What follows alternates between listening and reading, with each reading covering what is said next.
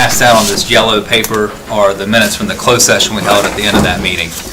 So if you haven't had a chance, if you'll just review these closed session minutes and then pass those down to the city attorney, and he'll give them to the city clerk at the end of the meeting.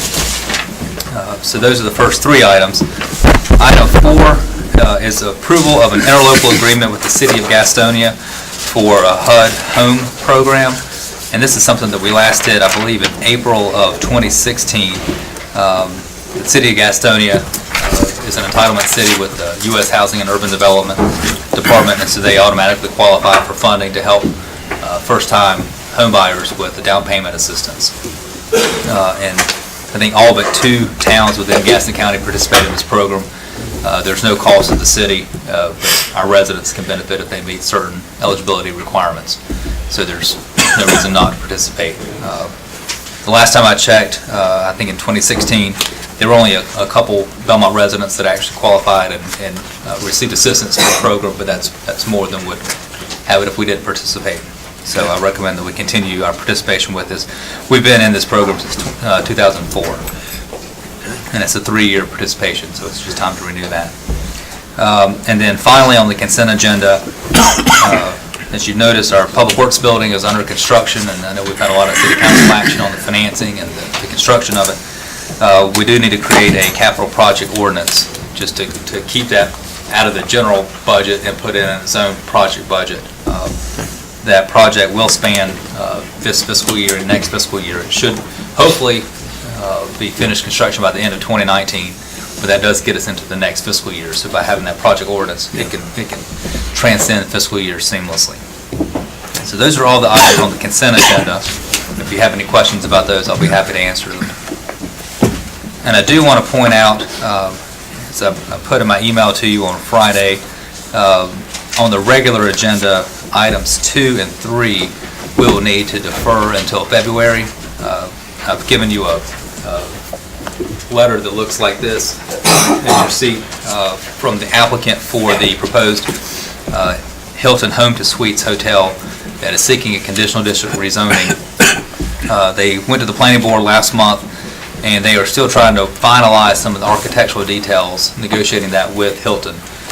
They were hoping to have that done in time to have the hearing tonight, but they've hit a little bit of a snag with that. They anticipate resolving all the issues, but they would like to have that hearing in February instead of tonight. So procedurally, when we get to item 2, which is the public hearing, I'd like to have a motion to go into public hearing, and once we're into public hearing, just have a motion to defer that until the February meeting, February 4th meeting. And then we'll continue that, and we'll pick it back up at February 4th. So we won't go into the details of that tonight. So that's all I've got for the work session. All right. Anybody have anything for Adrian? All right, very good. You want to just proceed into the council meeting if we can? Because there's a big ball game tonight that we want to make sure we get home in time to watch, right? We want to make sure that we do our diligence with the work, but there is football on tonight. Not that the city business is not important, but this is a big game tonight. And one of my former students is playing in the game, Hope. Tanner Muse, that's right. That's right. He'll play. Very good. Okay. Adrian, let me ask Do I have you one quick question just occurred to me. Why would we go ahead and open that up, the public hearing? Is there something procedurally why we wouldn't just defer and open it at the next meeting? Because we've advertised it for tonight, and so if we don't open it tonight and then continue it, then we have to re-advertise it and send out notices and all that and run another public hearing notice. Okay. Got it. All right. That being the case, let's go ahead and call the meeting to order. I'm going to ask Reverend Deacon Jack Weisenhorn if he'll be so kind as to do the invocation. I'm going to ask Ed O'Neill and his Scout Troop 56 if they'll go ahead and do the pledge after the invocation. So. Let us pray. Loving and gracious God, we thank you. Lord, we thank you for this day. We thank you for the sunshine that warms our souls and brings joy to our hearts. We thank you, Lord, for waking us up this day. And we thank you for this community and these people now that come together for the business of the community. We ask you to send your Holy Spirit. Lord, enlighten each one of us Help us to mend our words, our thoughts, and that all the things that are done this day are in concert with your wishes. We ask this in your holy and gracious name, and let the church say, amen. All right, Jim? Pledge. Oh, I'm sorry, Ed O'Neill, excuse me. I thought you said doing the invocation, I asked. This is Scout Troop 56. Come on up here, guys. Appreciate you being here. You older than these guys? I figured you were. You can make two another round. Yeah, come on. We got room. We got room. Come on in. Great crowd here. Great crowd, man. It's How about that? A lot of guys here. Good deal. All right.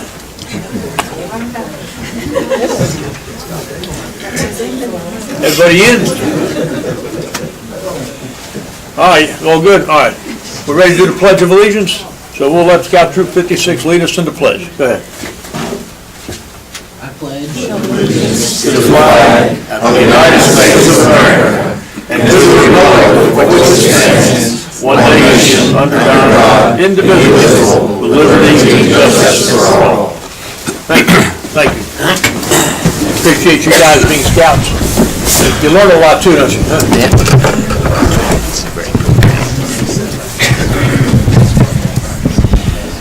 All right. I've got several recognitions we're going to give tonight. Make it out. I think I can make it more. You have a sit and take a big building.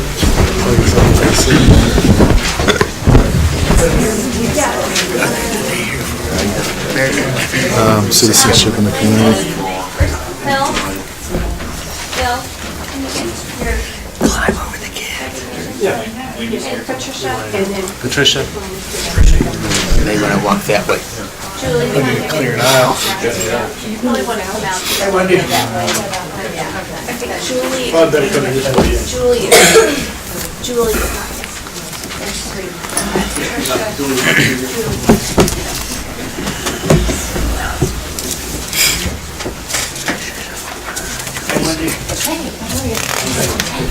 Just had a thought, completely left me. Our certificates of recognition for people that have volunteered to help our city and serve on the Main Street Advisory Board and Downtown Belmont Development Association Board. I got Wendy Hosteller and Patricia Farmer. Appreciate you guys taking the time to do that. And I will go ahead and read this off here. I'll just read the whole thing right there. I'm not mentioning your names, but whereas these folks have served the city of Belmont as a member of the Main Street Advisory Board and Downtown Belmont Development Association with dedication and distinction, and these years of service have been marked by exemplary leadership and the vital accomplishments of this board. And whereas during their tenure, they devoted their time and interest to matters affecting the city of Belmont and its historic downtown, whereas these years of service have been marked by commendable dedication to the best interests of the community, and they have worked constantly for the betterment of its economic, cultural, and aesthetic development, and whereas they have contributed to the growth and development of our area, and their influence is still being felt. Now therefore, I, Charles R. Martin, by virtue of the authority vested in me as mayor and on behalf of the entire city council and all citizens of Belmont, do hereby go on record as commending these folks, Wendy Hosteller and Patricia Farmer, for their outstanding efforts and voicing our appreciation for their leadership in all areas of community improvement and downtown development. Thank you. Give them a big hand.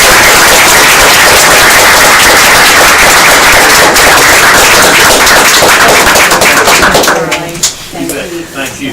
Thank you. And there's a lot of work involved in that too. You want photos, Kodak moment? Sure, I will, yes, please. Go ahead, Phil. Come, Patricia, get in. Pull them up. Yeah, hold your flash up, yeah. There you go. Hey, ready? All right. Okay.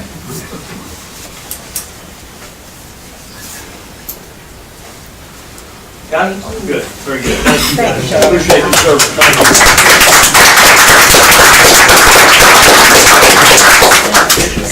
Okay. We also have an officer with our Belmont Police Department that's going to be sworn in, Aaron Black. He's got his family here. Got the boss with him right down there.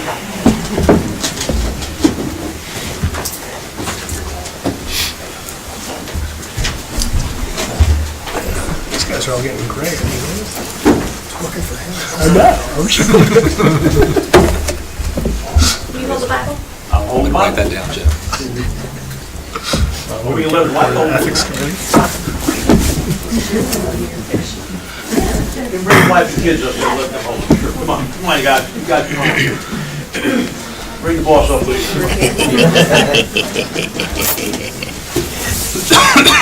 can hold the Bible, okay? All right, I'll say I and you say your name. Okay. I Aaron Black, do solemnly swear that I will be alert and vigilant to enforce the criminal laws of this state, that I will not be influenced in any manner on account of personal bias or prejudice, that I will support and maintain the Constitution and laws of the United States and the Constitution and laws of North Carolina not inconsistent therewith, and that I will faithfully and impartially discharge and execute the duties of my office as police officer according to the best of my skills, abilities, and judgment, so help me God. I will. Congratulations.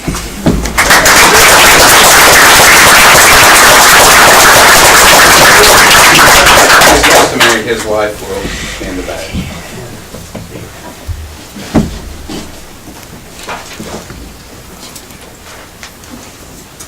And Officer Black comes to us from Cramerton Police Department. He was a sergeant there with 13 years of experience, bringing a lot of experience, so we're glad to have him. He's glad to have us.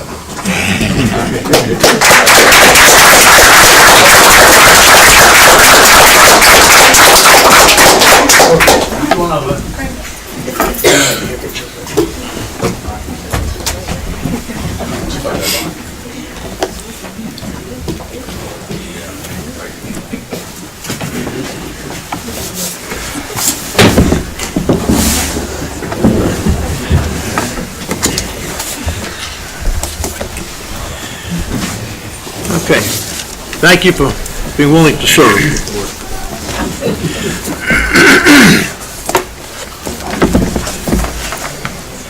Let's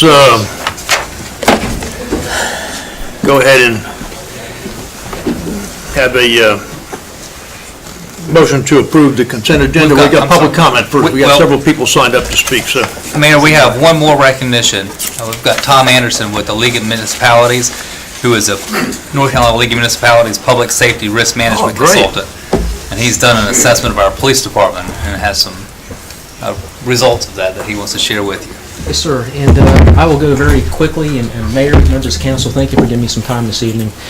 Just want to recognize your police department, your police chief, and the staff for doing an outstanding job in what we refer to as the risk management review. This is a process developed by the chiefs, our Chiefs Advisory Panel. It's also supported by the North Carolina Chiefs Association. Basically, the review looks at all of your high-risk policies, your operations, all of the moving parts that generate a lot of high risk, and basically see that your department's meeting best practices and best practice standards. And I can absolutely say your department's doing an outstanding job. Your chief was invested from the get-go, from start to finish, as well as all of your staff. This is my 27th year in law enforcement myself. I've worked with lots of agencies. I can tell you that Belmont is one of North Carolina's best. So with that being said, if the chief would step forward. Got a plaque I would like to present.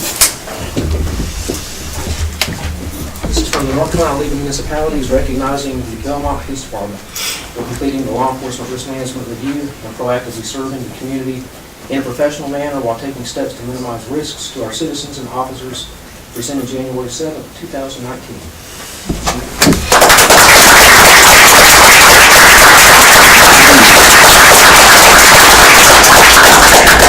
Outstanding. Take a minute. Mr. Anderson's been great to work with and pretty demanding. Kind of like myself, that's everybody just said they turned gray now.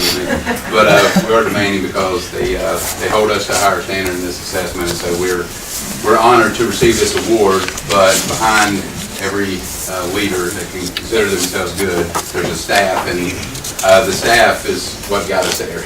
They do the work, and, I give the direction, and they put all the blood, sweat, and tears into it, and I think Tom saw that through our assessment. So I want to recognize the Belmont police officers and all the admin staff that assisted us. We have some of them here. We have Tyler and Bill, who are civilians who assisted us, my assistant, Victoria, and then we have Lieutenant Davis, Captain Quinn, Lieutenant Falls out there somewhere. So a lot of people put a lot of work into this, and Adrian had to agree to it, to let us do it. It's not every day that people invite people to come in and criticize them. So I chose to do that after Tom sold me this great story at a conference. And so actually it's been a great thing, and I think it really helps us out on our risk insurance here at the city as well. So I appreciate that. And thanks to the council for providing us the tools and the resources and staff that we needed to accomplish this. So thank you so much. Thank you. Thank you.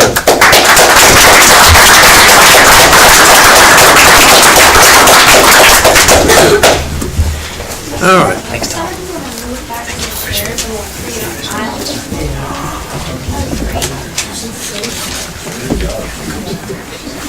All right. We get seats now, huh? Shifting around, okay. Yeah, a little bit.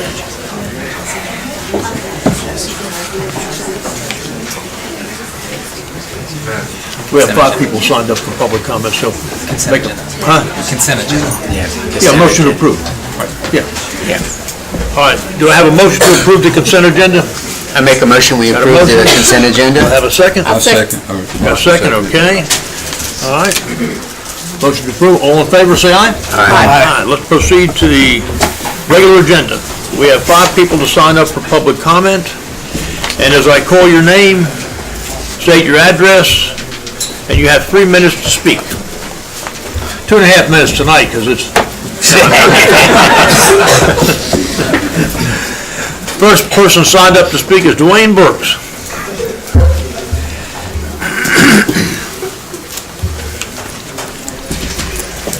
And we have our highly technical timepieces right here, sir. Thank you very much. I'm Dwayne Burks, and I'm from 1322 Jackson Road in Gastonia. But I always brag about Belmont everywhere I go because you're doing it right here. So thank you for that, representing our county. I've been fortunate enough to live in Gaston County for over 30 years now. One of the things I've noticed is for 30 years we seem to have had the same conversations and the same cycle of solutions about issues surrounding poverty and homelessness. And it always kind of leads to the same result, frustrated citizens. People of means are frustrated because we feel, and we want to do more. People who are deeply impoverished are frustrated because they feel trapped, and often are. Because of that, I have been working for the last 5 years or so with a project called the Resource Connection Gateway, which essentially is the air traffic control center for benevolence and human support in the community. And I love doing it. And one of the jobs, without getting into the weeds of what we do at the YMCA, where I serve as chaplain, director of social responsibility, and part of that's the Gateway, is we try to look upstream and figure out why people are coming downstream just awash in poverty. What's causing that? How do we stop it? How do we do more than give people another handout, but truly give them a hand up? And our Gateway collaborators, about 100 churches and houses of worship, about 50 nonprofits, a lot of business people, a lot of just good friends in the community who guide us, have done, I believe, a good job of quantifying some of that. And now we are looking to expand that work. And representatives from each municipality in the county to give us their wisdom, their expertise, and their guidance and support as we try to get our arms around some of these things. And it's especially acute in the area of homelessness. Crisis homelessness right now is at a high. We have over 22,000 people in our county living below the poverty line, and many living one check away from falling into that. And of course, many of those are homeless.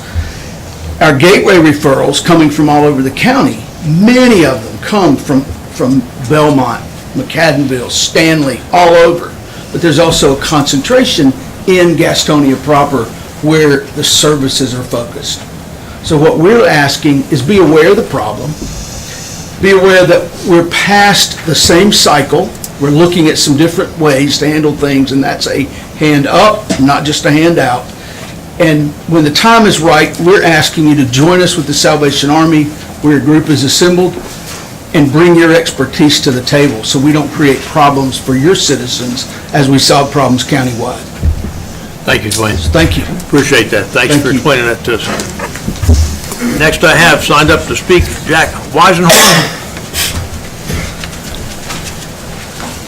State your name and address, and you got 3 minutos. My name is John Weisenhorn. I live at 706 Carolina Avenue in Gastonia. I've lived in Gastonia for 38 years, and I love it here. I love living in this part of the country. And I am going to read this because I'm a preacher, and if I don't follow a script, I'm going to talk too long. All right. I'm a member of the Board of Advisors for the Salvation Army, who operate the only shelter for homeless in Gaston County. We currently house 63 men, women, and children every night. We have had recent crisis in that it has been brought to our attention that when we are putting these folks at risk, when we open our doors to people on the street when the temperature goes below freezing. The staff is minimal at night, and we have no means to forcibly control any form of potential outbreak that might occur. That left us with 2 choices. Number 1, no longer open the doors to the unknown when it's cold. Number 2, hire police to be sure everyone is safe. Number 1 is not acceptable to the law-abiding poor persons on the street, our brothers and sisters, incidentally. And number 2 is too costly for our present budget. We need 2 officers at $30 an hour for 10 hours, 8 p.m. to 6 a.m. each night that's cold. That's $600 a night. After some diligent scrambling, 2 of our churches donated some funds to get us through the end of last year. That brings us to today. We have approached the city manager of Gastonia and Gaston County for their help. It is a community concern, safety for everybody. Our county manager feels that he can fund and furnish 1 policeman, and I'm asking our city to search their funds to help. And I'm asking you all to be a part of that, to search your funds and see how you can put a little skin in the game. We're guessing that we have maybe another 20 or 25 nights that are going to go below freezing. At $600 a night, that's $12,000 to $15,000. This is a Gaston County problem. Well, it's a U.S. problem. It's all over. But we need to work together as a county, as a group of people that are caring, and to get the bulk of all our services together. As Dwayne pointed out, we want to have everybody involved in this. I firmly believe that we have the intelligence, the wherewithal, and what it takes to solve the problem right here in Gaston County. We don't have to search out. We can look. Am I timed up? Yeah. That's Okay. fine. Help us. I'll be back. Think about this. We're looking at not There's some just details and things like that that'll help us. now, not just for now, but permanently. Okay. We gotta quit doing this on an emergency basis. Thank you, Jack. Appreciate that. Thank you, you all of you. Thank you. Next, we had signed up to speak Susie Smith.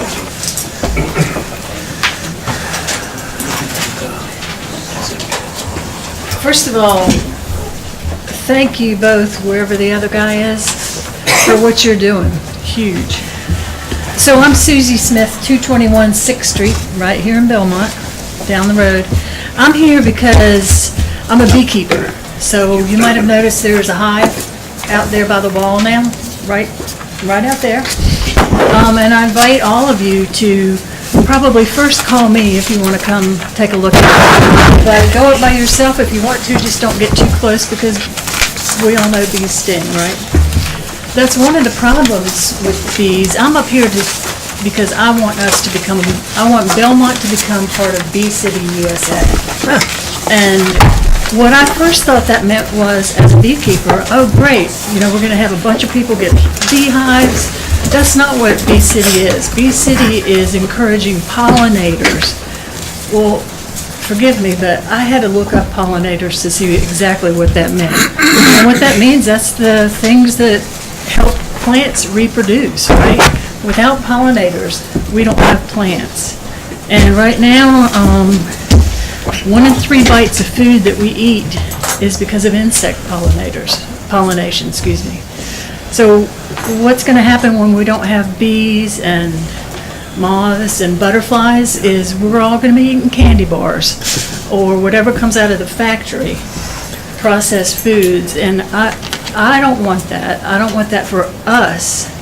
I'm relatively new to Belmont, so I've fallen in love with it. This is my kind of town.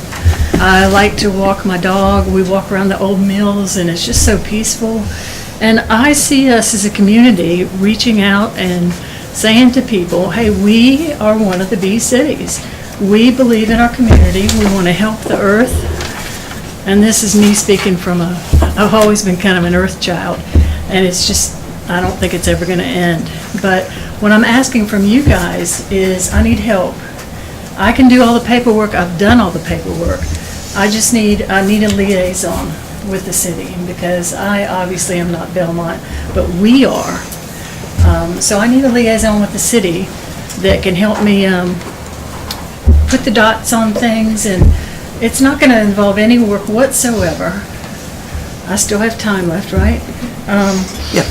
It's not going to involve any work whatsoever from you guys. I've already done it all. There's a fee that I'll pay to get it done, and then we get a plaque. We're going to have a plaque that says Belmont is a bee city. And also, just so folks know about the beehives and any other beehive. Okay, my time's over. No. I was smiling because we're a tree city. I know. And it'd be great if we could be a bee city too, wouldn't it?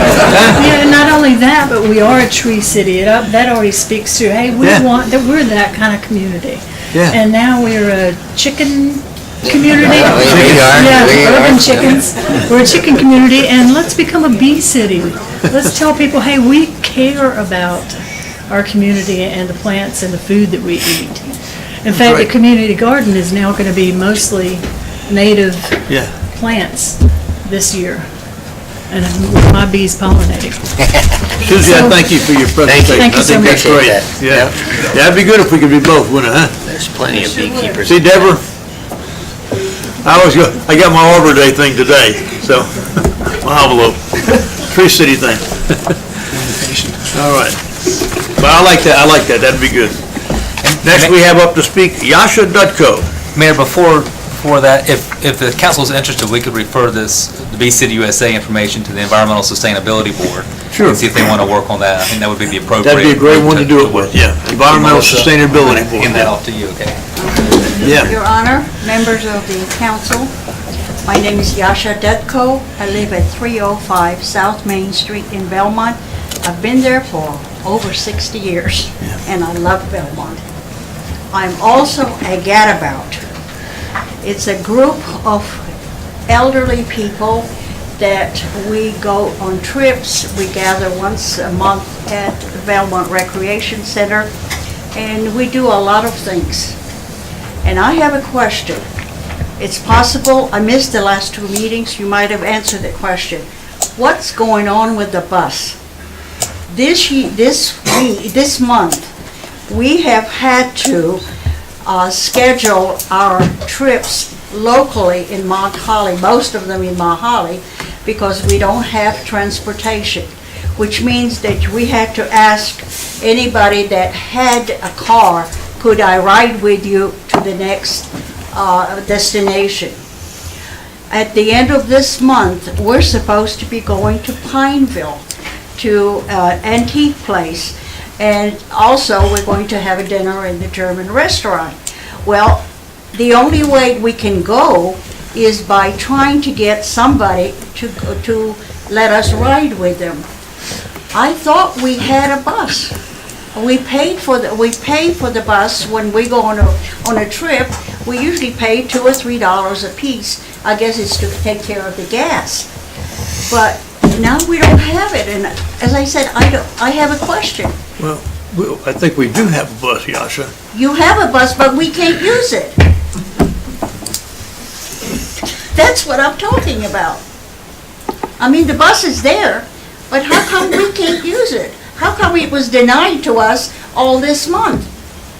I mean, like, a lot of people had signed up to go to Pineville, to go to the antique store, and then, go to a nice restaurant. But the only way we can get there is by trying to get rides with somebody else. It's the first I've heard of this. Could we refer that to you to investigate? Certainly. And report back to them? I'm sorry, but it But bothers we do have a working bus. We do, That's why but it's how come we puzzling to can't me, use yeah. it? Yeah, I'll look into I don't what's know. going on with the bus. It's the first I've heard of this. All right, Right. thank you. Excellent. Okay. Thank you. Thank you very much. Yeah. I just want to make one comment. She's already in support of BCD with her sweater. How about that? Oh, that's right. Okay. Thank you very much. Should we say behave or behive? Okay, I will. Thanks, Yasha. Thank you. Thank you. All right. Next on the sign-up sheet is Kathy Gutkowski.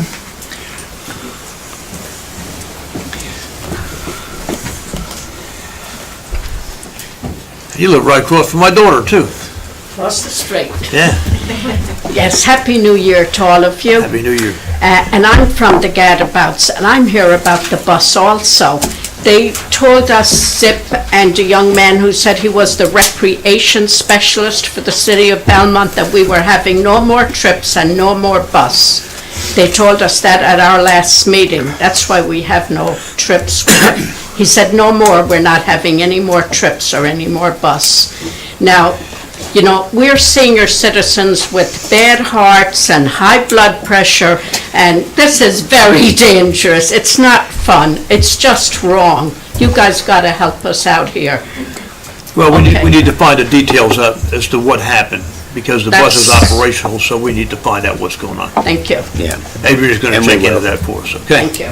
All right, thank you, Kathy, appreciate that, okay? Zip here, let's shake this up. All right. That's all for public comment. Let's proceed with the regular agenda. First item on the agenda is going to be postponed until... I make a motion we go into public hearing. I'll second it. You're going to go into public hearing, even though we're postponing? Yep, and I make a motion that we defer this till the next... Let's vote on the motion. Oh, I'm sorry. Got a motion to go into public hearing? I'll second. Second. All in favor, say aye. Aye. Aye, we're in public hearing. Then a motion. I make a motion we defer it Continue until February. Continue until February meeting. All right, then we don't need to bring the second item up if we're deferring it, right? I'll second. Yes, so all in favor, say aye. Aye. All right, let's move on into item number 4 then, okay? Public hearing on zoning text amendment. Make a motion, somebody to go into public hearing. I make a motion we go into public hearing. I'll second it. Got a motion and a second, all in favor, say aye. Aye. All right, Adrian? I turn it over to our planner, Melissa Lockham. Good evening, Mayor and Council. Tonight we have before you Text Amendment 2018.05 regarding electronic gaming operations. Now, these are the businesses you might recognize where people pay money to play at electronic terminals such as computers. They have gone under the names of internet sweepstakes or internet cafes. And staff tonight has proposed amendment to Land Development Code Chapters 2, 5, and 6 to update our regulations and to further regulate this type of operation, to to keep up with changes in the industry and to keep up with changes in state law. This current land use is allowed in our highway commercial zoning district with no restrictions currently. So staff is proposing an updated definition, further restricting the use with conditions and adding specific performance standards before a use could open. So as I said, we have proposed the definition that is found on page 59 of your agenda packet. This has come from research into state law, and we've surveyed several municipalities and have come up with the proposed definition. Next, in Chapter 5, we propose reclassifying the use and adding a notation that this use is subject to additional conditions found in Chapter 6. And in Chapter 6, is specifically on page 60 of your agenda packet, you can find the comprehensive standards that we're proposing. This includes a 500-foot separation between other electronic gaming operations, schools, places of worship, residential land uses, parks and bars. So these are generally protected land uses, and we're requiring a separation from those. We also propose limited hours of operation from 9 a.m. to midnight and restrict the use to people 18 or older. Now, the Planning Board has heard this item at their December 11th meeting. They voted to unanimously recommend approval, and they found, as all text amendments and all amendments require, that it is reasonable and consistent with our comprehensive land use plan. And specifically, it promotes goal number 1 and number 4 of the land use plan, and that it contributes to a balanced approach to land use by allowing a mix of uses, but in a way that helps preserve our community character. So tonight we ask council receive the report, receive their recommendation to approve, open the floor to any public comments, and render a decision. The next item you'll vote on then is the ordinance and the required consistency statement with our comprehensive land use plan. Melissa, can I ask you, what brought this up? Because if I remember several years ago, we already put some heavy regulations on this, did we not? $2,500 per machine? Right, so basically this is, since that time, state law has changed. We no longer have that business or privileged license requirement that does allow a collection of fees. And currently it is allowed in our jurisdiction with no other restrictions. So as state laws have changed, as the industry has evolved to meet the changes in state law, we feel that it is time to adopt some additional regulations. Well, are you saying here that we are not going to allow it in a private club or a bar? Correct, yes. Why wouldn't we allow it in a private club? I mean, if it's a private club, people are choosing to be there. Well, they can choose to play or not play. I mean, is that being mandated by the state, or is that? Right, so yes, so specifically, we do count this as a land use. Okay, so if a bar has a gaming machine such as this, it would be required to be separate. It just would not be allowed. It'd have to meet that separation requirement. Okay, the type of use that it is. So a restaurant or bar could have a device located within it, but we couldn't have another restaurant or bar that had one within 500 feet of that one. So there's a 500-foot recommended separation between these uses, so that they don't cluster in certain areas. Well, I think you've got a couple already in downtown and a couple of bars, so how will we decide who gets to keep it and who has to get rid of theirs? They're within that 500? Well, if they're located right now in our downtown area, they're operating out of compliance with our current regulations. So this is only going to be in highway commercial, and what it is the industry's found a loophole by which to have these, which they didn't have before. Correct. So it's going to be restricted out in highway commercial. Yes. So downtown is no. Correct. Yeah. As it is currently in. Yes. Any questions for Melissa? All right. We have a motion to come out of public hearing. I'll make the motion. I'll second. Got a motion and a second. All in favor, say aye. Aye. All right, that brings us to the crux of the gaming machines.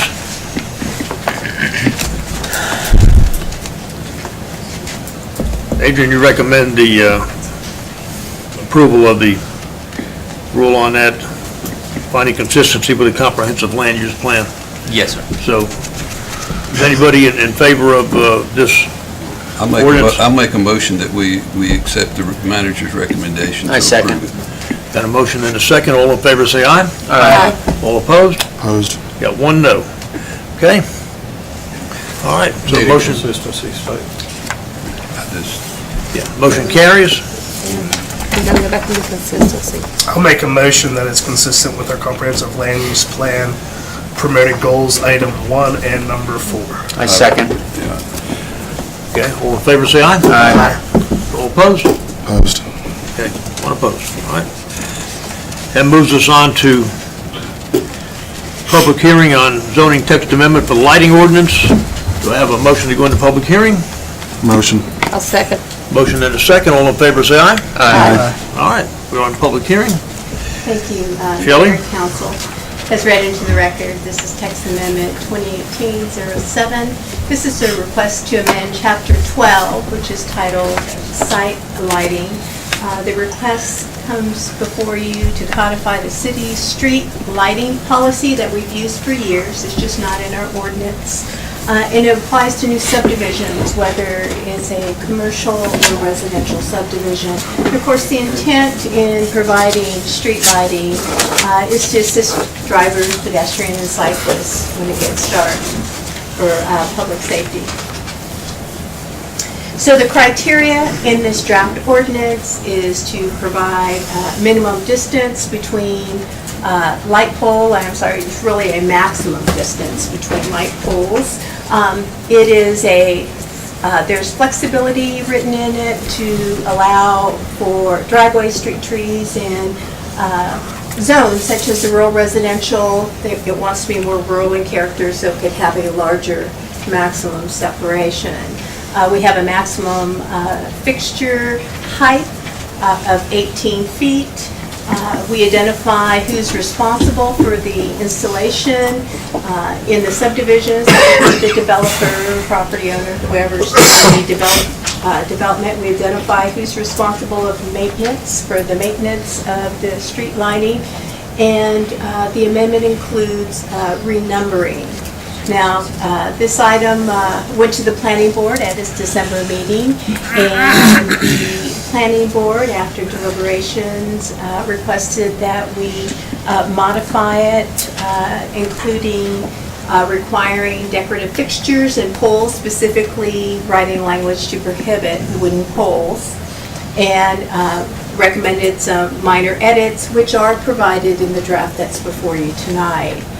So with that, the planning board made the required consistency findings. They found it was reasonable and consistent with the adopted comprehensive land use plan because it promotes goal 6, because it contributes to a high quality, efficient, effective infrastructure throughout Belmont, and it promotes public safety for motorists, cyclists, and pedestrians. So with that, we ask that you receive the planning board's recommendation to approve as presented here with the modifications, accept public comment, and render a decision. And again, with all zoning text amendments, you're required to consider the consistency findings. Shelley, you do such a good job explaining things. Be glad to answer any questions you may have. Anybody have any questions? Could you clarify one thing for me? Yes, At sir. 12.7C, as far as maintenance and one-time cost of decorative lighting? Well, apparently, in some of our older subdivisions, they were leasing lightings instead of purchasing, and we want to make sure that when the infrastructure is turned over to the city, that the lighting fixtures have been paid for. Okay, and after they're turned over to the city, we're responsible for keeping the design of that light? Let's say an older one breaks? Yes, we would call Duke Energy and ask them to replace it. We handle the maintenance as far as the call-in.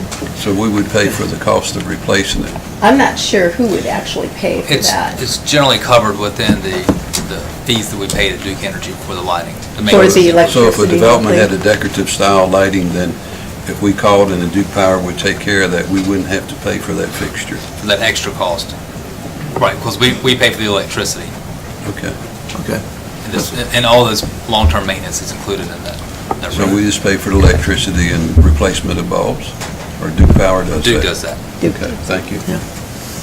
Anybody have any other questions?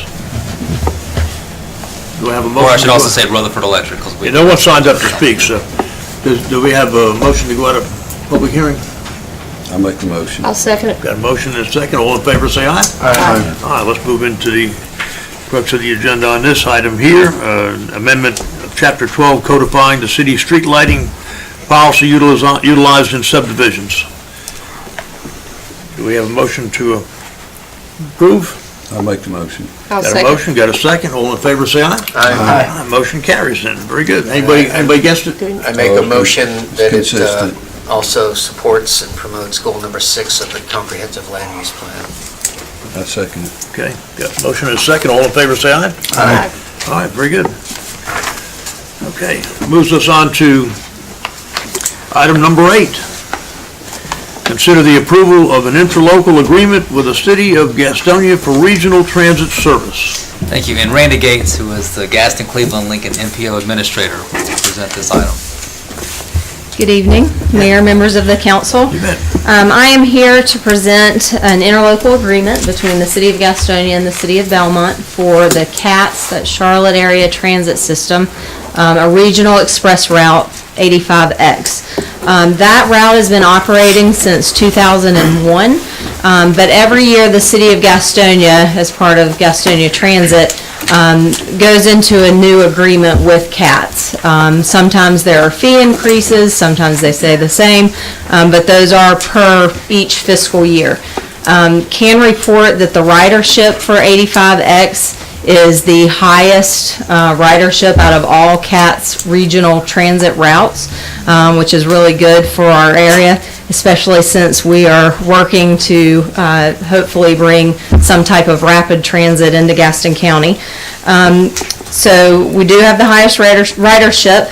In November of 2018, that's the latest counts that we have, ridership was up to 3,424. That's for the month of November. November of 2017 had 2,676. So we're consistently seeing increases in ridership, which is fantastic.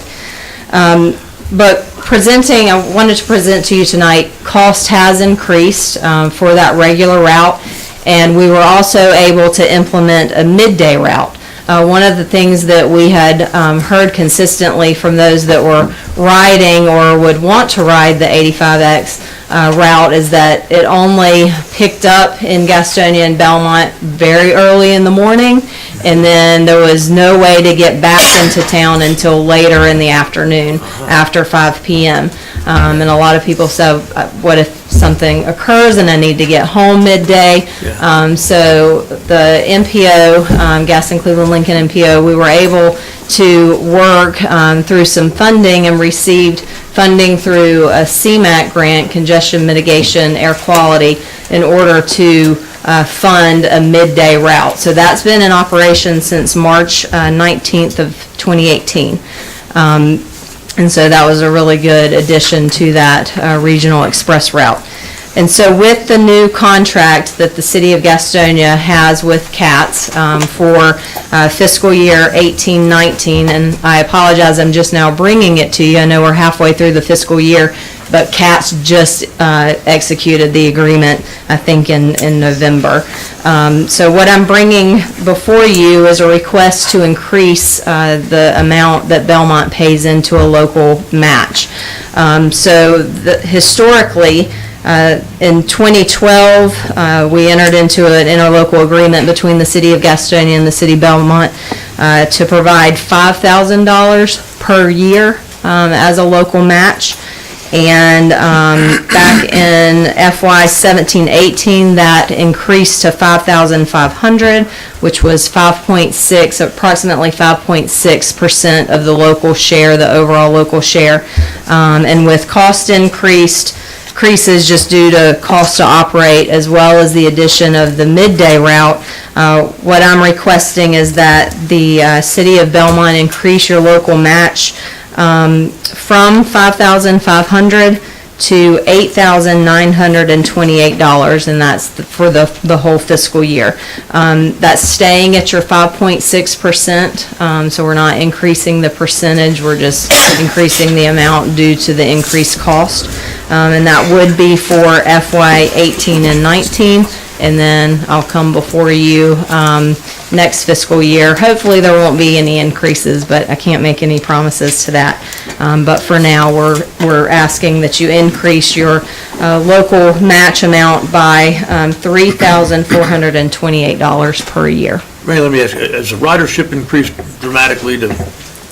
It has, yeah. We've just over the last year for the November counts was roughly, I guess, 800 that it increased from last November 2017 to November of 2018. Is that including the midday stop too? That is including the midday stop. They wrap all the ridership counts together. So there's a lot more riders than there used to be. There's a lot more riders. I mean, we know the traffic congestion on 85 and 74. It's not getting any better right now. I think we're going to see too, once I-85 goes under construction for the widening project. Right. And the US 74 Catawba River Bridge is being replaced. I foresee that number increasing even more. And they stop at Rose's, don't they? They stop at Rose's at the park and ride lot. But the more support we have for that ridership, for the commuter public transit, just the better the case is going to be in the future for rapid transit. Randy, I like the program. I know folks who use it, but in the numbers that you have, the totals, is there any breakdown? How many people in Belmont, Gastonia, what percentage or number is Belmont? So I looked back into our records years ago. We did a survey, an on-board survey. And it was more, I think, when the route initially began. So it's very dated. So we do have that. And I was actually talking to Adrian before the meeting started. One thing that I want to implement once we get an additional staff member with the NPO, we have funding. We've got the funding for staff time. I just don't have an extra staff person. What would be to redo the onboarding surveys so we can really understand the ridership that's coming from Gastonia, from Belmont, from Mount Holly, from Cramerton. Currently, Belmont and Gastonia are the only ones putting in toward that local match. What I want to see for next fiscal year is a breakdown per percent ridership of each community and making this presentation to all the councils so that it's spread equally among the communities in Gaston. If you see the ridership increase, like is anticipated with 85 and 74, will you be adding any more buses to this cycle? That's something we can certainly take a look at. A portion of the 85X regular route is funded through its section, I believe 5307. It's federal FTA, Federal Transit Authority funding. I can't speak for Gastonia Transit of what the costs to add an additional bus and how much funding they have access to. I don't have all of that information, but we're certainly working with NCDOT Public Transportation branch to anticipate higher ridership when the 85 is under construction, and things that we could do is, can the bus ride on the shoulders, or we're certainly going to be looking at things that we can do during construction. Thank you, Randy. So how do we negotiate with CATS? Because in the end, we're adding one midday route, so from 2 to 3, so that's a 50% increase. But we're being asked to pay 62% more in support of this program. And so overall, CATS is making 24% more in terms of what it's costing us. So that doesn't add up to me. Can you explain sort of the cost structure and how? Yeah, so for the regular route, what has been in place since 2001, 90% of the funding comes from a grant, a federal grant. 10% match is a state match, and then just 10% comes from Gastonia and what you've put in the past. For the midday route, it's a different funding source. So 80% federal funding and 20% local match. So that's why the numbers might not be adding exactly up. Okay. Thank you. The city manager recommended approval of this interlocal agreement. Do we have a motion? I'll motion. To Is there a approve. motion to approve? I second it. Got a second, all in favor, say aye. Aye. Okay, very good. Anybody opposed? No. One opposed, okay. Thank you very much. Thanks, Randy. Thank you. That moves us on to the audit presentation by Martin Starnes and Associates. Thank you, Ed. You take care. Okay. Appreciate you guys coming. Thank you very much. Thank you. Audit presentation, go, go, go. Who's gonna win the ballgame tonight, guys? Always a good sign. The speakers. I don't think they heard Best that. for the audit. I just need no pass fail. Meets exceeds. I don't need anything. Look how parking spaces. Pass fail.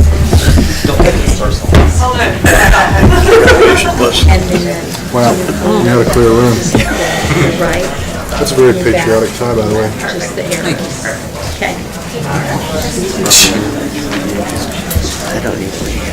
Win one playoff game and you'd think they'd win the Super Bowl or something. More than 20 years. I just want to introduce Elsa Watts with Martin Starnes. She's going to give y'all an update on our audited financial statements.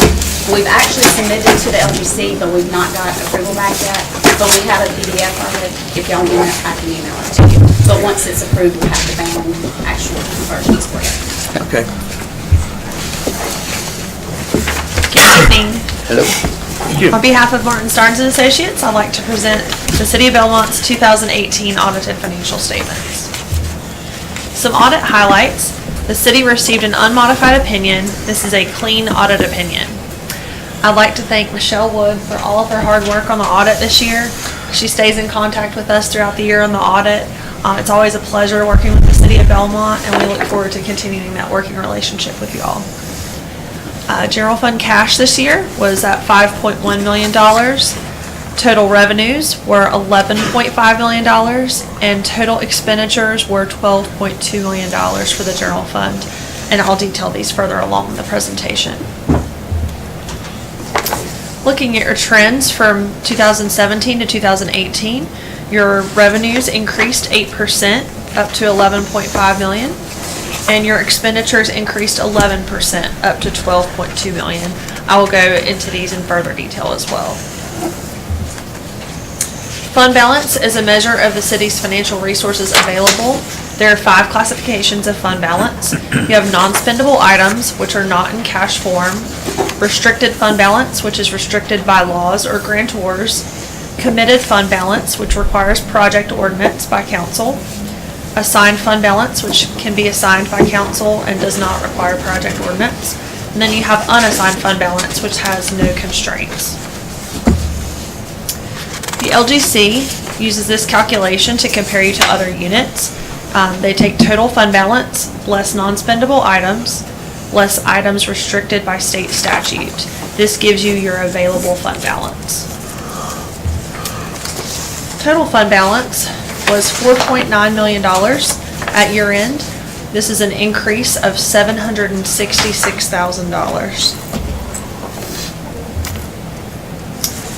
And this is your available fund balance calculation. Total fund balance, $4.9 million, less non-spendable items, which were prepaid expenses and inventory, less items restricted by state statute of $651,000. This gives you an available fund balance of $3.7 million. This is an increase over 2017 of $692,000. Your available fund balance as a percentage of expenditures and transfers to other funds for the general fund was 30.6%. This is an increase of approximately 3% over the prior year. Property taxes were at $6.5 million, about a 7% increase there, primarily due to the annexation of the south end of the city. Unrestricted intergovernmental revenues. These are primarily your local option sales taxes. They were at $3.2 million. This is an increase of about 4%. And restricted intergovernmental revenues are your federal and state grants. These were at $406,000. This is about a 27% decrease, and this is just due to decreases in your federal and state grants for 2018. Moving on to expenditures, public safety was at $4.7 million, about a 9% increase there, primarily due to salary expenses as a result of the salary study. Transportation expenditures were at $1.5 million, about an 8% decrease there due to less expenditures needed for street repairs and maintenance. General government expenditures were $1.6 million. There's about a 37% increase there, and this increase is due to a change in allocation of expenses between general government and water and sewer fund. Your water and sewer fund had cash flow from operations of $5.1 million, total net position of $33.1 million, unrestricted net position of $11.5 million, and then your total change in net position was $12.4 million. Of that amount, $9.5 million was due to donated water lines. And in fiscal year 18, the city implemented GASB 75, a new reporting standard required for OPEB, your other post-employment benefits. This new standard had a significant impact on net position for your governmental activities, business type activities, and your water and sewer fund. And basically, in the past, this liability was amortized over a 30-year period. With this new reporting standard that is required for all units, that entire liability is now presented on the financial statements. Was there a specific liability? It's your total other post-employment benefits, your health okay. care. Got it. It basically functions like debt. Any debt that you have would go in full on your full accrual exhibit. So OPEB is now the same way, presented the same way. So does that go back and speak to the difference between revenues and expenses as well? It actually is only a balance sheet item. Okay. So it doesn't affect your actual fund balance and your back schedules that you budget based off of. Okay. Very good, thank you. This concludes my presentation. Does anyone have questions? Anybody have any questions? I just want to say I think Martin Storrs does a great job. Thank you very much. I think they do. Thank you. Anybody have any questions? All good? All right, let's move on. Thank you. I just wanted to explain, so Councilman Striff was asking about the difference between the revenues and expenditures that you see on page 114.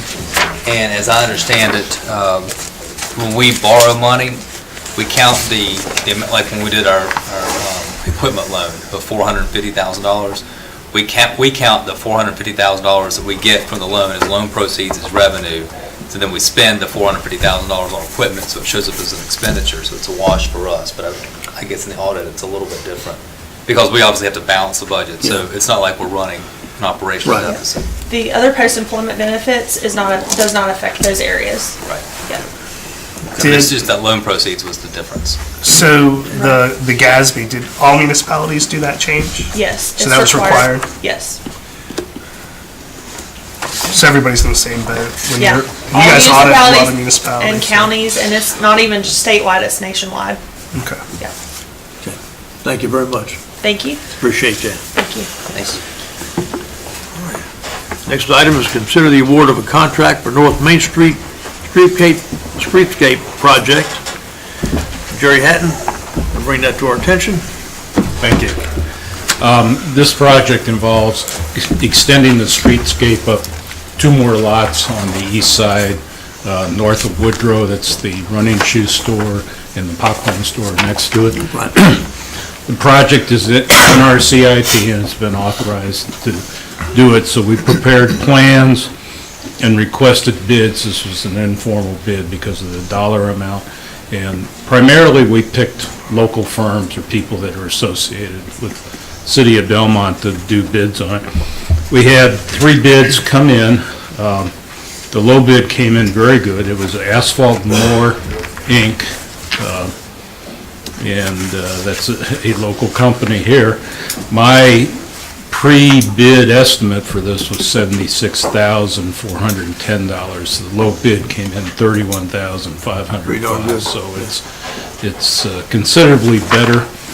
Of the three bidders, Quinn Sales is Custom Paving. They're the outfit that did our parking lot here. They're a much bigger firm, so they have more overhead and costs like that. So looking at it, I gave you all a spreadsheet with the bid tabulation on it. The items that I look at, the expensive items, there's putting in curb and gutter and a little bit of asphalt work and stuff like that. His prices were consistent with what I would expect from virtually any size contractor. So he's done some work for the city before, and it's my recommendation that we go ahead and award the bid to him for $31,505. Further, I'd like to establish a budget of $50,000 just to get that work done, depending on what's there. Yeah, and they've done good work for us before. Yes, and we will work with him. Like I said, he's a local individual, so we'll make sure he doesn't fail. Any questions for Jerry? Do we have a motion on the floor to approve? Make a motion we approve for the budget of $50,000. Second? Got a second? All in favor, say aye. Aye. All right. Motion carries. Thank you. Next item. Thank you, Jerry, for your hard work on that. Police Chief Chad Hawkins, update on the Belmont Police Department.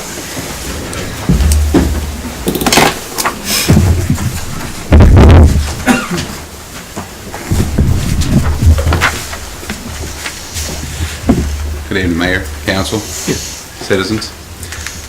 Just want to take the opportunity tonight to give a little bit of an update on the police department. I know you heard Mr. Jackson here earlier, but one reason for this, I think, is a lot of information we have and Adrian has, and it's hard sometimes to share it, and I think sometimes things just doesn't get conveyed as well. So I would just like to have an opportunity to discuss a couple of things going on with Belmont Police Department here tonight. One, recruiting and retention. I know we continue to swear people in here, which is a good thing. All across America right now, it's a very challenging task to recruit and retain law enforcement officers.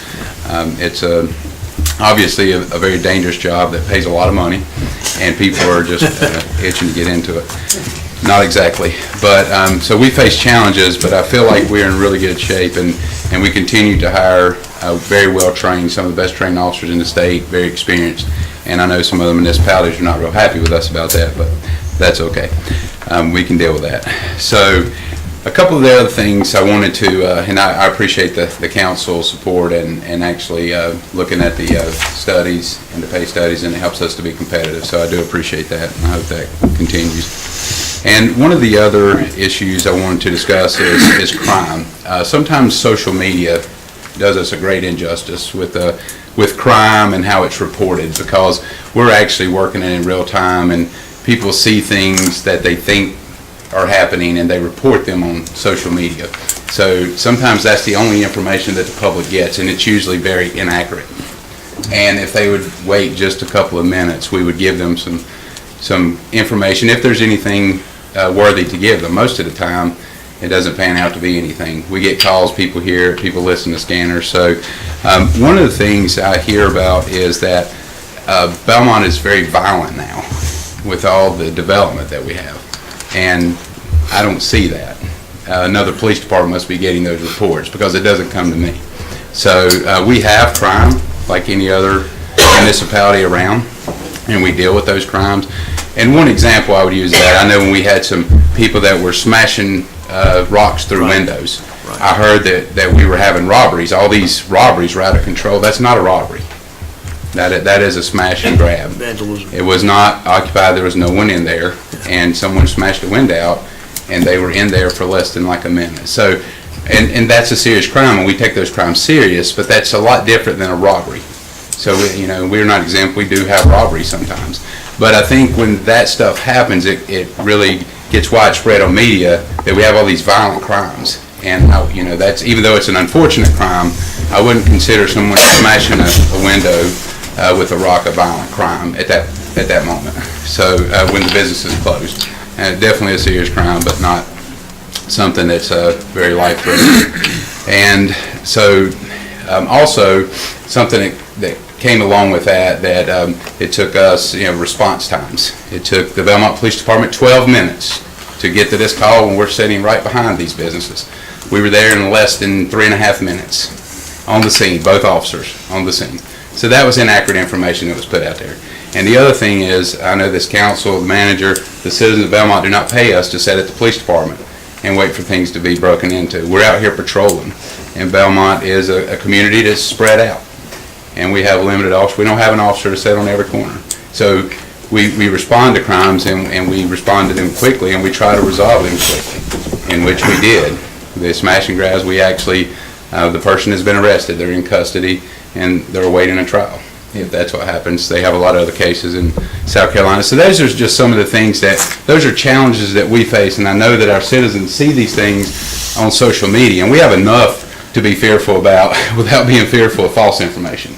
So, and I've opened that up on numerous occasions for our citizens to contact us, to contact me specifically. If you see something that doesn't look right, call up to the police department and ask to speak with me. And if it's something I can share the information with you, obviously I'm not going to go into an investigation while we're in the middle of it because, there's integrity in that investigation. So those are things that I think that our council, needs to hear, because you deal with our citizens. And when they call you and tell you all these things, that sometimes is just not the truth.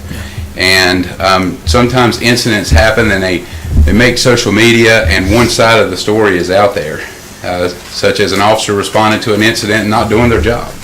And then there's usually another story to that, and I'll be happy to share that. And if any of you keep up with social media, I've done that recently where I put it out there and asked people to come and see me. And I went and spoke to the person. We cleared it up real quick when they came to me. So those are things that I just ask the council. If you hear anything such as a crime that concerns you, or an officer's response or anything, if we are right, we're right. If we're wrong, we're wrong. And we would deal with that. We have processes in place to deal with those matters. Some of the things that I also hear is how Belmont has a lot of drugs and we do nothing to deal with it, which is very unfortunate, because Belmont does have a drug problem. America has a drug problem right now. I would be a liar if I were to stand here and tell you that was untrue. But I just wanted, this is not even the patrol officers, what they do every day, but I just want to just recap just a little bit of what our Vice Narcotics Unit has done this year. They have made 102 felony drug arrests. They have seized 5 pounds of cocaine, which is a street value of $226,000, 10 pounds of meth, which is a street value of $679,000, 5 pounds of heroin, which is $339,000 street value. See several vehicles and approximately $50,000 in cash, and we have outstanding tax debts that people owe to us in excess of about $450,000. Now, we will never see that money because that's from criminals that's supposed to pay this stuff. But there's a lot of things here. So when people, and this is just our Vice Narcotics Unit. This is not our street patrol officers. So when I hear that we're not doing anything, the problem is we're not telling you what we're doing, and there's a reason for that. Right. And that's not to be, I'm not being ugly about that. It's, if we told everybody what we're doing, then we couldn't accomplish our job. So we don't post all of our information out on social media. So when we get challenged about why do we not know about that, and this was funny today, and I don't mean to, so today the helicopter's flying. Duke Howard, been doing this for years. And today it was, there was all kind of theories about why the helicopter was flying. And if somebody would have just called and asked, which someone did actually finally, and we said it's Duke Power, they do it all the time. But that turned into, we've had a robbery, McDonald's got robbed. And see, sometimes we can't stop that ball from rolling. Yeah. And it's really detrimental to our community because that's what people think about us when it's not the truth. And then you can't undo it. So I would just ask that people, if you have questions, to call the people with the right information to help you. And that's what I would just ask. I know that it's not always going to happen. We focused a lot on training to get to where we're at, and we have a lot of work to do, but we focus on training all of our officers in leadership training. That's important for all of our officers to be leaders. De-escalation training, such as a racial intelligence, our verbal judo, our emotional intelligence, our customer service training, crisis intervention, which you hear a lot about. We're dealing with people with mental illness and drug addictions. We're really training our officers to deal with these situations, to attempt to de-escalate these situations. Disability awareness, dealing with people with disabilities. And there are times when our training, our officer safety training, we are going to do everything we can to de-escalate a situation, but sometimes people do not want to comply with us, and people make decisions to fight a police officer, and we've all seen it. Fights are not pretty, and we're in it to win. If someone attacks us, we want to win because we have families too, and that's real important. My wife would appreciate me coming home. So when you see something out there, it may look very bad, but if you will wait for the facts to come out, it may not be as bad, or it may be justified, and if it's not, I can promise you, and I know that Adrian has worked alongside of me, I will deal with the issue and correct it immediately. And so we hold our people accountable. We work very hard, to implement best practices at Belmont Police Department. I made a commitment to this council and to Adrian when I came in almost 2 years ago that we would see some changes and we would start making progress. And we've put a lot of people in the right place. And I think with Mr. Anderson standing here tonight explaining to you that Belmont Police Department follows the best practices, those, if you didn't catch it, those are the people who insure us. They provide our insurance to us. So those are the people that matter when they say we follow best practice, because they're really, at the end of the day, they're going to look after us, but they're looking after themselves because that's money. So I take that very seriously that they came and did the assessment and said that we're following best practices. And we're by no means perfect. We make mistakes. And when we do, we hold ourselves accountable. The manager, the council, mayor holds us accountable, and the citizens hold us accountable. And that's why we're here. And we try to be very transparent in what we do. Sometimes we do not update people immediately on things that are happening because we're trying to deal with that situation. We don't have time to stop and post it on social media to let everybody know what's going on. We're trying to resolve the matter and make sure people are safe as best possible. So just wanted to give updates, but nothing that we have done could be accomplished without obviously the full support of you all. But we have a great staff that works with us and supports us. I feel like the other department heads we work great with, they support us, we support them, and that's what makes the difference. And we have a good leader, and I appreciate that. So I will open up. I just want to thank you very much for all you do, because I think our police department is at a point now that's as good as efficient that we've had in years. And it's all because of good leadership, like you said, and I appreciate that. I appreciate that, Mayor, but I have a good staff. Well, I know. Anybody have questions? No, just thank you. Thank you. Very good. Thanks, Chief. Thank you so much. Appreciate that. All right. Report, Planning and Zoning Board report. Yes, so the next several items are board and committee reports. You've got the Planning and Zoning Board report, the minutes from their meeting in December.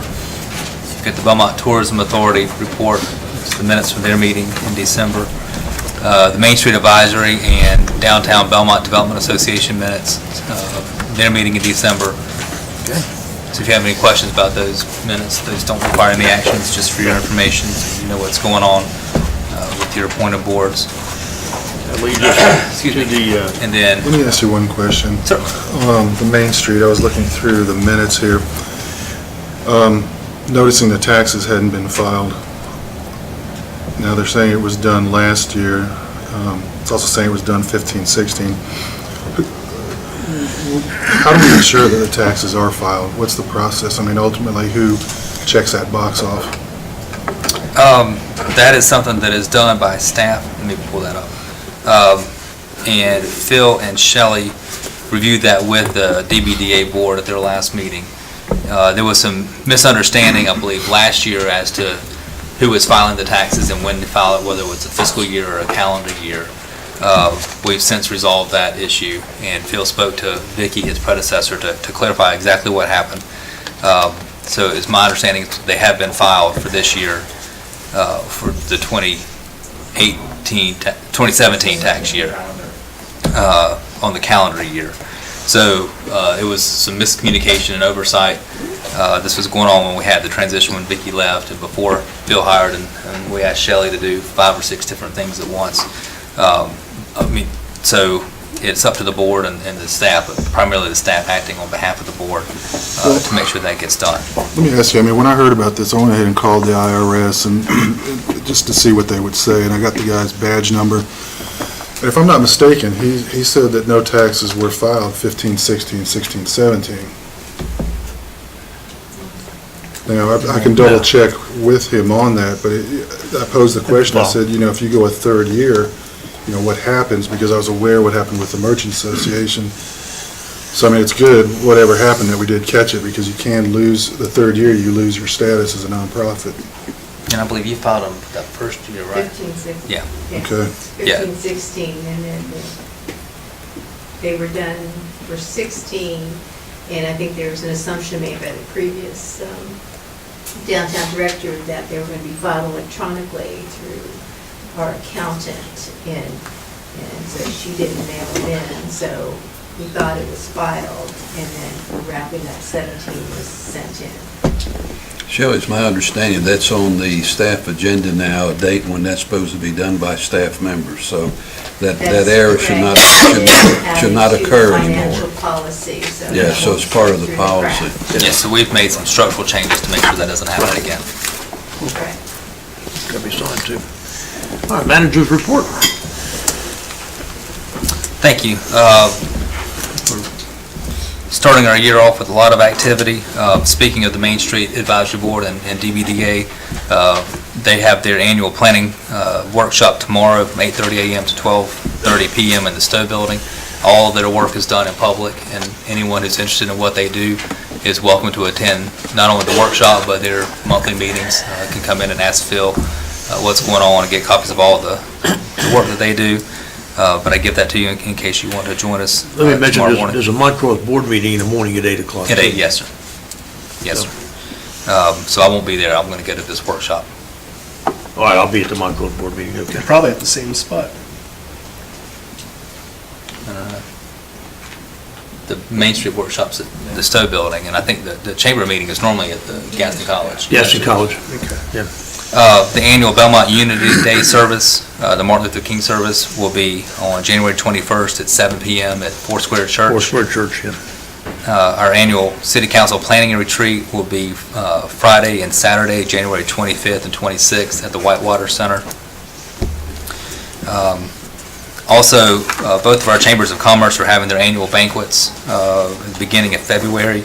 The Gaston Regional Chamber will have its annual banquet on Friday, February the 1st at the Gastonia Conference Center, I believe, at 11:30 a.m. So that's a lunch banquet.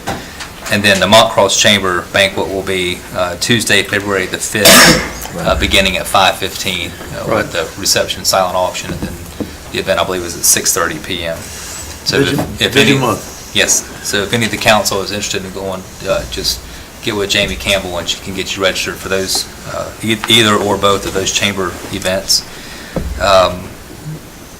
And then I sent you several sort of regional events in the email on Friday between the Central Line of Council of Governments and the North Carolina League of Municipalities. So just get up with Jamie Campbell if you're interested in attending any of those. I do want to follow up. We've mentioned several months about the traffic signal issues on Wilson Boulevard and Park Street and Main Street. DOT did get a new contractor to go and reattach all those signals. They've got 14 different signals in the Belmont system. The detection loops have been reattached. The traffic should be flowing more smoothly. Of course, that's a relative term, but better than it was late this summer. They are also working on a new signal timing plan. They wanted to wait through the Christmas holidays and the McAdenville traffic to be finished, so they'll be rolling out a new signal timing plan the first part of this year. So, As long as they're not going to put a Michigan loop in there. we're still talking to them about the Michigan left plan, but at least the signal should be working better. Yeah. And also a follow-up from something we've talked about several times, and as Randy Gates mentioned earlier, the CATS is looking at the West Corridor Light Rail Plan, and the CATS staff will present its findings and recommendations to the Metropolitan Transit Commission on Wednesday, January 23rd at 5:30 PM at the Charlotte Mecklenburg Government Center. So that would be good. My understanding is that the staff is going to recommend that they do extend that West Corridor light rail line into Gaston County, at least at Belmont at first, and then hopefully on into Gastonia at some point in the future. So that meeting, of course, is open to the public. So if you're interested, I'm planning to attend that meeting. That is all that I have. All right, thank you, Adrian. Any other business? Want to start out with you, Ron? Fine. Good. Martha? Couple of things. Adrian, if you would just double check and make sure we are finding the people who are leaving sofas and that kind of thing out for any length of time, because people evidently are not realizing that we cannot do that. If you would just check on that. And David, thank you for continuing to monitor Stowe Road. We really appreciate having the potholes filled, because they were getting to the point they were quite substantial. But the last item, are they still looking at Harris Teeter? Because we are substantially increasing the time that people are on South Point Road, because it's still tripping every time one person comes out of the Harris Teeter, at the Harris Teeter stoplight. So they're not moving traffic up and down South Point Road. DOT is by how they've set that up, if you would check on that for us. And that's it for me. Thank you. Thank you, Martha. I have nothing. Doug? Nothing. Yeah, just real quick, and speaking forward to the retreat, just for council's benefit, Adrian, consider these items maybe for topics of discussions. I'd like to speak about the gadabouts, talk about them, and put some closure on what the policy will ultimately be. I'd like to talk about our tree ordinance. I know that we've got one coming up that's going to be presented to council. Looking at Harris Teeter, I know the term clear cut is not one we like to use, but I mean, that's what I'll apply, because we basically left a perimeter of trees there, yet we're a tree city, and sometimes I wonder how those two sync up when we're taking down that amount of trees. I've been really disappointed in the leaf removal the past 2 years, and I know, we rattled their cage a little bit, and their performance went up the last couple weeks of the year, but we don't want to be in a position of rattling that cage. I would like us to consider bringing that back within the city. Just take a look at the numbers and see, because when our guys did it, the streets look great. I mean, now we've got piles of leaves sitting around for weeks and weeks. And that's all I have. Did you have a conversation with Deacon Eisenhorn before this meeting? No. About is their ask financial? Are they looking for man hours, or is it just, you have no idea? Okay. I was curious if we could find out what exactly they were looking for. And then, I don't know if we can get a response on some of the stuff about the Parks and Rec Department before the next council meeting, so like this week, that would be good. That's all for me. Okay, very good. Do I have a motion to adjourn? I'll make that motion. Got a motion? Second. Got a second, all in favor, say aye. Aye. While you guys are here, the sports hall of fame is on the 15th. That's the other thing there. Do any of you want to go? I'm going to. I'm speaking. This month?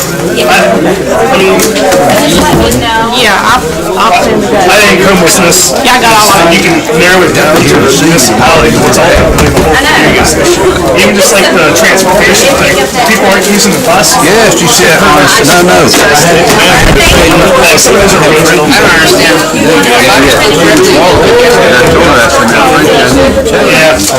People think it's always bad. Have you taken people that want to go to different events and stuff like that? Which one you got? Yeah, I want to go. He told me he was going to. I'll be at the whole thing. But this meeting. They're all driving. Yeah, I see your Hawkins, but if you guys want to go with that, thanks. I'll be in. It's all the 20th, so what is it we need to spend on the night for 20th, and then come back to the 21st? Yes, I want to do that. I want to do the sports, February 20th, then we just change it. Okay, which day? I will change it. I'll change it, because I can't do it daytime. I'm gonna write this. Yeah, Yeah, I will call you. I'll be here today. For coffee, okay? Yeah, I wanted to, January 15th sports thing. January 5th chamber thing for us. And February 20th, dinner. So I think that was about what's our time. Charlie, you gonna go to the sports banquet? I mean, I gotta speak, Am I supposed to have a charge, or did I miss that or something? I gave them. Okay, because I need to.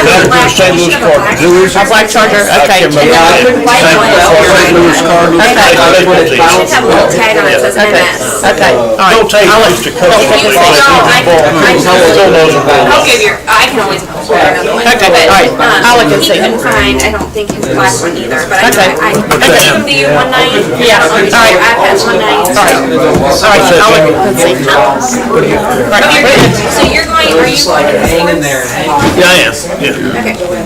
I'm taking RSVP, so when Art comes in here tomorrow.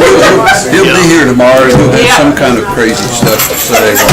I'll be at the head table, because I've got to. Okay, so I don't need to RSVP because you're speaking. What's the date on that? That's 15th? January 15th. Yeah. You know, the only thing, A week from tomorrow. they're not on, the only thing about that, when the Phil tape, and I feel, but all of them get talking. Look at that, Jim. Yes, that's. Big city and three cities. Be the ball, Danny. Remember Danny Noonan? Remember the movie Caddyshack? Are you gonna let me out? Be the ball, be the ball. Wasn't that about golfers? Yeah, they had a gopher, yeah. Great movie, great movie. Yeah, discuss a number of people. Yeah. Well, everybody doing okay? Yes, everybody's fine. You can tell Sam we got you out of here by midnight. Yeah. Let Martha get out of here by midnight. That's a long time ago. You know what he told me when I was running for re-election? He said, please vote for her because it gives me a break. I mean, I think it's better, but we're still having, he said, a 10-gallon spike during the day, and I don't know what that is. So we're gonna have to look at. Is it a manor or? No, our house, he has, we have a house right now. I need to sign it then. Yeah. For your pen.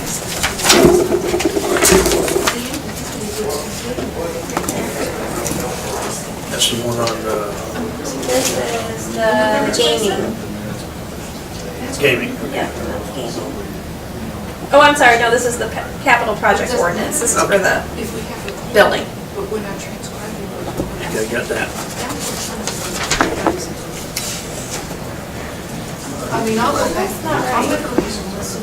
I'll just sign that anyway. Because that, I mean, we did pass that, but I don't know why that.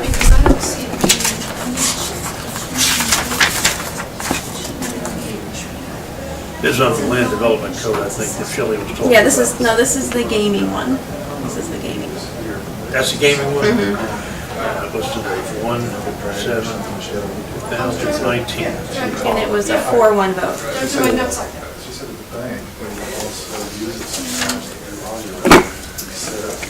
Oh, this is the ordinance for that. It's just out of order. Yeah, so I mean, that was, I didn't know it would do that, I thought you actually, I thought you had to speak, but apparently, This is when Shelley presented on the streetlights. Well, it's wonky a little bit. Yeah, it doesn't always understand, it doesn't know when it said it stops. Yeah, so I mean, it's cool. So that's the consistency statement for that one.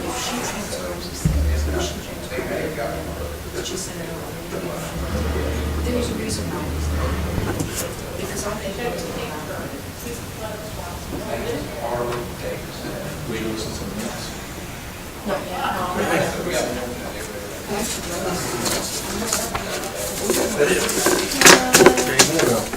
Jamie, you want me to get the doors for you right quick? That'd be great, thank you. Do you have the keys with you? There's, Seth's keys are right there. Tell me something, Cowboys pulled it out there. I meant to tell you that. Yes, they did. Right there, that's your final one.